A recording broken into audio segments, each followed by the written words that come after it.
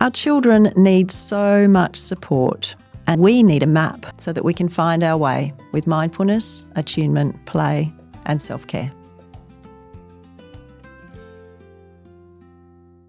Jo Wiese is a wellbeing and parenting consultant. As a parenting facilitator, she has the pleasure of supporting parents through programs such as Circle of Security Parenting, Dads Tuning Into Kids, and Tuning Into Kids.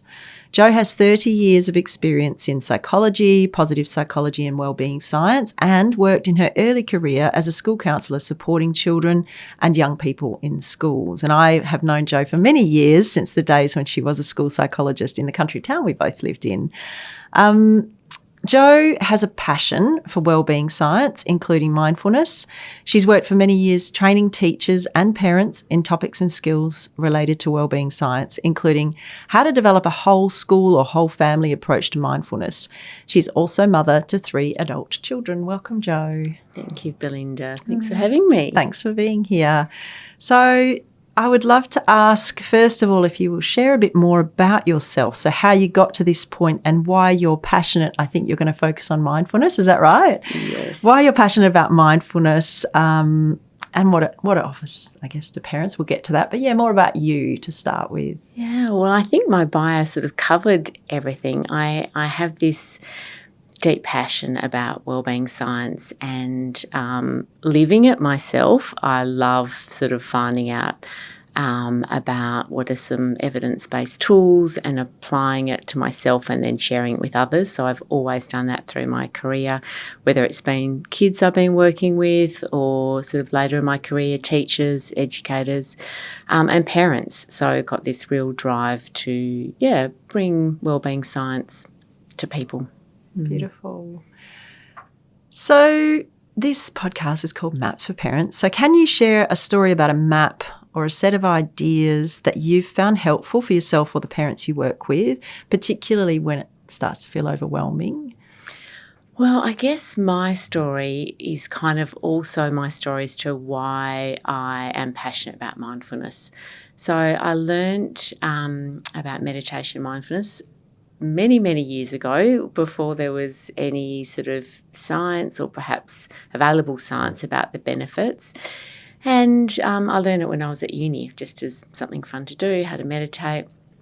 But it wasn't until a really difficult time in my own life when I came to really see its benefits personally. So for me, I had a 2-year-old and a 4-year-old, and I was juggling sort of the normal things that you juggle. Career and children and parenting.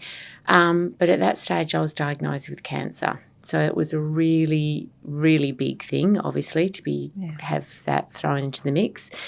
And I found that I really drew on that skill or that technique of mindfulness really strongly during that period of my life. So it was obviously really difficult, but I started meditating every day, and that was so important for that whole time of my life. And then ever since, I've had this regular meditation practice. So for me, it was I discovered its real benefits at a crisis point, but then have continued to just see its benefits moving forward. So for me, I personally have seen the benefits, and then I guess that's why I'm passionate with sharing it with others. And I'm curious, I'm thinking for someone who's never had any experience of meditation, hearing about that massive, to be honest, parenting a 2-year-old and a 4-year-old is really massive enough. And then if you throw in life or death at that point as well, and they're thinking, how does sitting still help? So I'm wondering about maybe a description of what your meditation looked like, what it was, and drawing a line between those two. And that's where I guess my passion really steps up, because there's all these different definitions and beliefs and understandings about mindfulness and meditation. And I think if I was listening to this as a parent of young children, I'd be thinking, well, I have to do another thing on top of my really busy day. Yeah. So that's where I love to share what a few different definitions of mindfulness and where it helps as a parent. So one particular definition I love, and I'll add the video in the show notes, comes from a video called something like Why Mindfulness is a Superpower. And it's Dan Harris, who's written a few books, but he talks about mindfulness being the ability to know what's going on in your mind or in your head at any given moment without getting carried away by it. And I love that definition. Yeah, nice and he uses this little story that I think parents can relate to. So it says, imagine you're driving along in the car with your kids in the back of the car and someone cuts in front of you in traffic. And, what's your first thought or first reaction? Well, you might notice, my chest is getting tighter, my breathing's getting faster, my ears are burning. I'm having these cascade of self-righteous thoughts, he says. But do you actually inhabit those thoughts? You actually jump out of the car with your kids in the back of the car and go screaming down the street yelling at this person? Well, hopefully not. Hopefully in that moment you're able to notice I'm feeling uncomfortable, I'm, having all of these thoughts, but I'm not actually becoming those thoughts. And in that moment of mindfulness, you're able to choose to perhaps take some deep breaths, perhaps, keep those, not getting run away with those thoughts, and you're able to mindfully continue driving perhaps. And that's what I love about it. It's this ability to, meditation for me is training that skill of mindfulness. And again, that's where I want to kind of differentiate. So again, some people might think, well, I don't have time to sit, sort of my eyes closed, cross-legged. Why would I have the time? Why is that a benefit for me? So I guess anything that trains that skill to know what's going on in your head in any given moment without getting carried away with it, anything that can train that skill, well, one is meditation, yes, but what is meditation? Meditation, it's a bit like going to the gym. When you go to the gym, you lift weights to strengthen your muscles.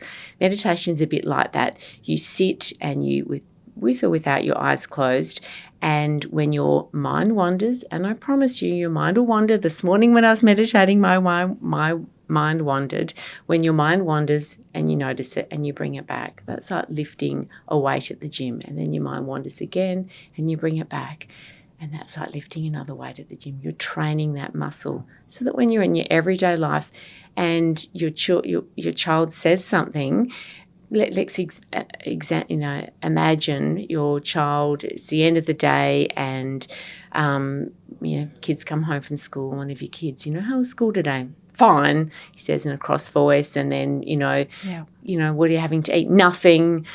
And, perhaps goes into his room, and slams the door. Now, in that moment, a million things could be going through your mind.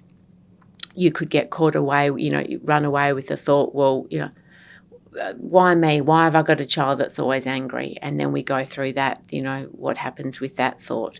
Perhaps it's like, what's wrong with him? He's always like that. And as parents, sometimes we run away with these future thoughts.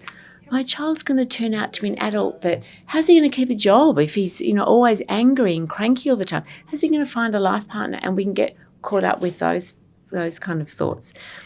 Or what about if we kind of just notice, okay, something's been triggered in me, I'm mindful that I'm feeling a bit angry at the moment, and then maybe we can actually separate the emotion in our child and their behaviour.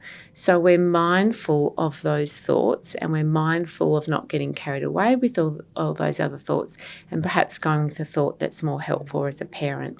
So anything that trains that ability to know what's going on in your mind in any given moment without getting carried away with it, that's going to be beneficial in those hot moments. And the next thought is parents, well, again, I don't have time to meditate. But it doesn't have to be meditation to train that skill, traditional meditation. It can be just saying to yourself, every day when I brush my teeth, hopefully everyone listening does brush their teeth, I'm actually going to do it mindfully. And every time my mind wanders, I'm going to notice it and bring it back. You're still actually training that skill so that when you are in that hot seat and it's your kids in the back of the car and perhaps they're poking each other. Or worse. Yeah. Or worse. And perhaps it's your child slamming the door, but you're more likely to notice it and not get carried away with those thoughts that aren't so helpful. So I guess that for me is the crucial bit that helps parents go, yeah, I can actually see that tool, the technique. Not just a little bit useful, but actually profoundly useful. I'm thinking another guest was talking about, Kelsey Olds was talking about in terms of our bodies and noticing things and actually verbalizing them to our children. So in the same way, I wonder, we're going a bit off piste here, but is it helpful, do you think, to sort of say to your child even, I can feel my chest tightening and I'm getting a bit stressed here. I think I need to take a minute. I'm thinking that could be a really great role modelling for our kids to learn a little bit more about what's happening when we get stressed and how we can notice it and deal with it more helpfully than slamming doors maybe. Definitely, because as a parent you are the role model, and your children see, like I still remember, examples of where, and I talk about it when I'm running workshops with parents, but, one morning sort of getting ready for work and, it was all happening, trying to get 3 kids ready, trying to get myself ready, and a whole, what size carton of milk, whatever, 2-litre carton of milk just fell. I'm not sure why it fell, it just fell, and milk went everywhere. It went under the fridge, up the fridge, on my clothes, then the dog's in the mix, the kids in the mix.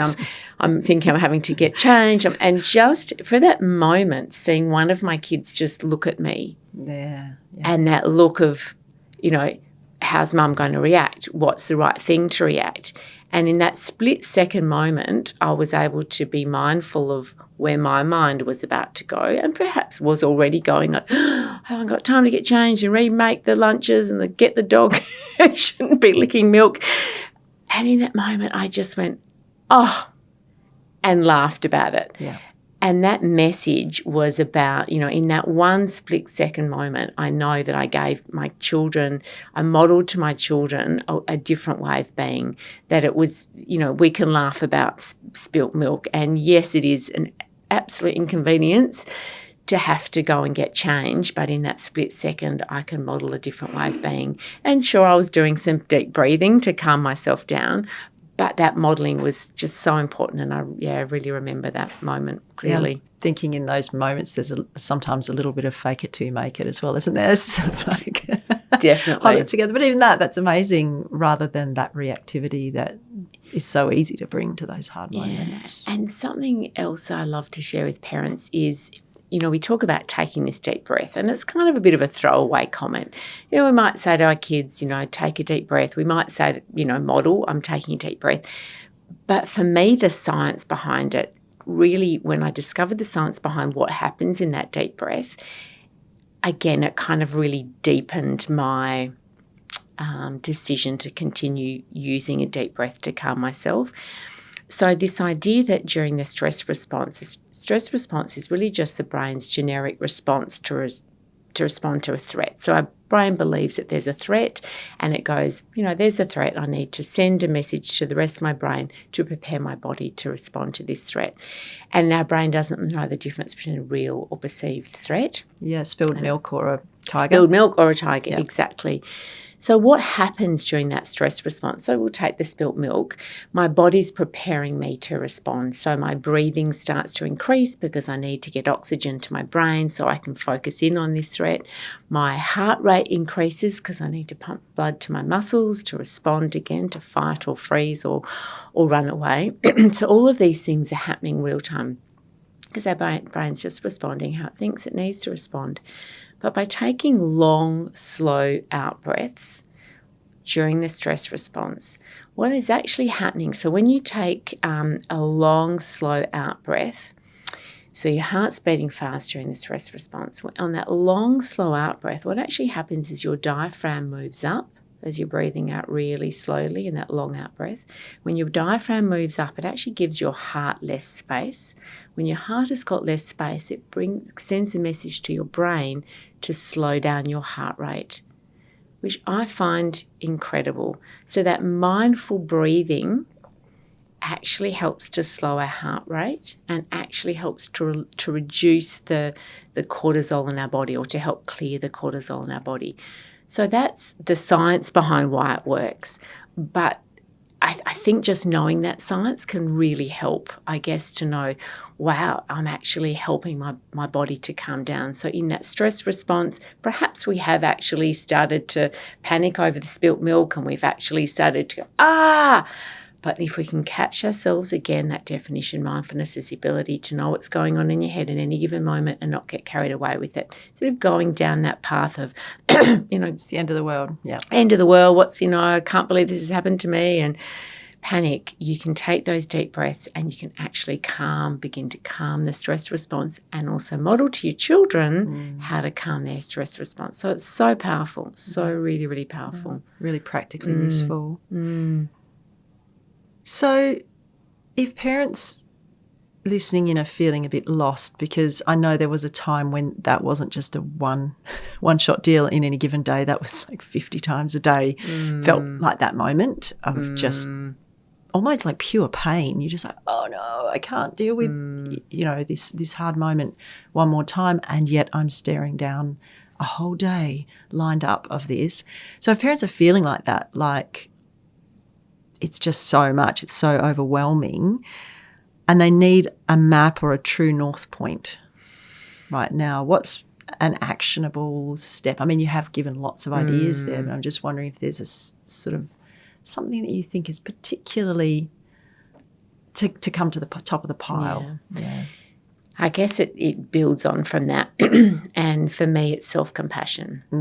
So self-compassion is treating yourself how you treat a friend. So if your friend said to you, your example, this is 50 times a day, there's spilt milk everywhere, I'm really struggling, I've lost it at my kids today.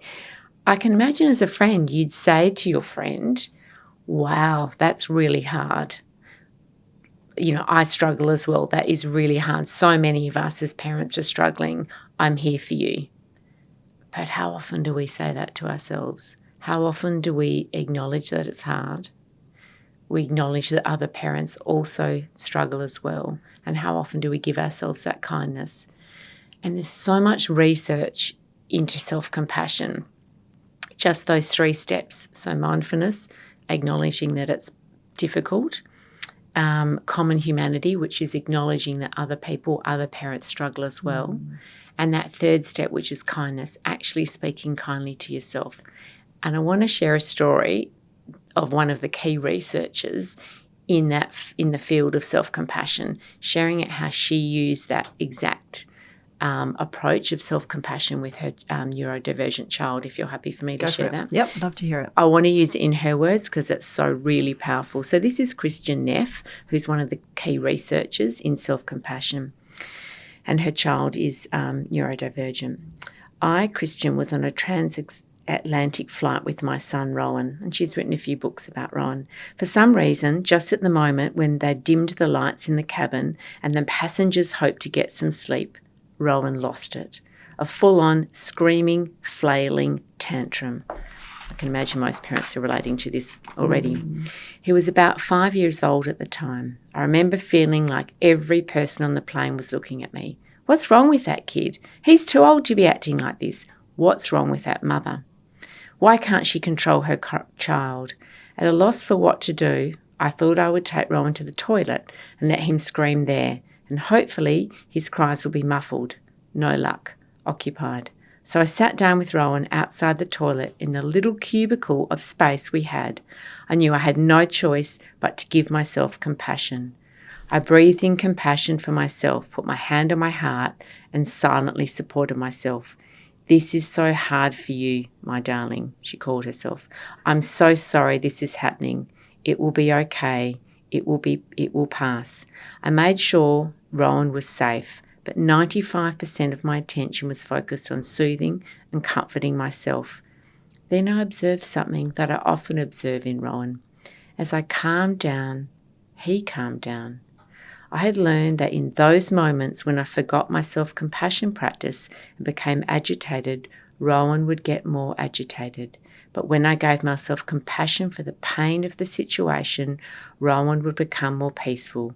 He was resonating with my emotions just as much as I was resonating with his.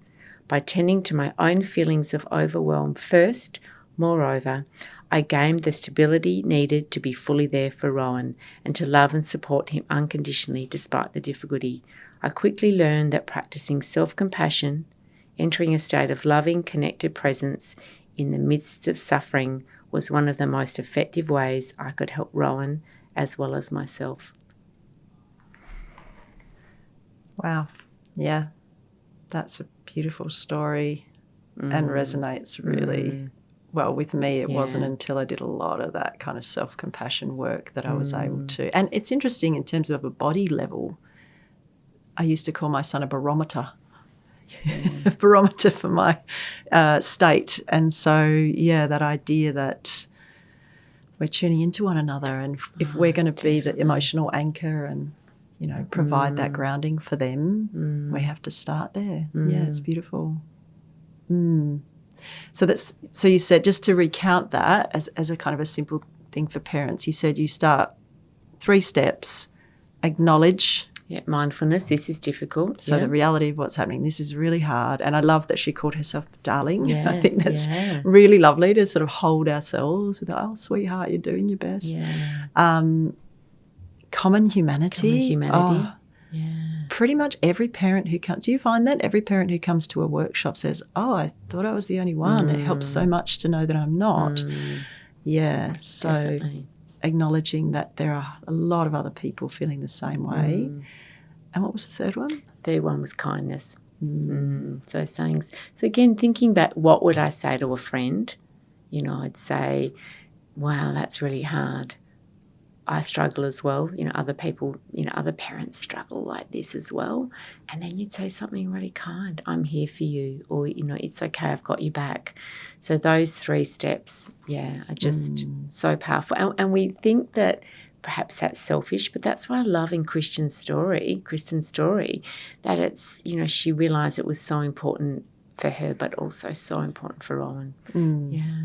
Beautiful. Thank you for sharing that. So we're coming towards the end. Is there anything else that you want to share with parents about mindfulness specifically and self-compassion? Yeah, well, there's so many things I could talk forever. I guess, you know, again, getting back, I love Dr. Becky, and I often listen to her. Yeah, good insight. I often listen to her speaking or little Instagram reels. And I just, you know, again, getting back to that, you know, mindfulness is about knowing what's going on in your mind without your thoughts, without getting carried away by it. I love this idea that she talks about is that, you know, we learn to parent by being parented, and that parenting does take practice, definitely. And this idea that what comes naturally will be how we were parented. So she said, if you were brought up, an analogy she uses, if you were brought up, you know, speaking English in an English-speaking household, and you suddenly wanted to speak Mandarin to your children, you would have to practice that.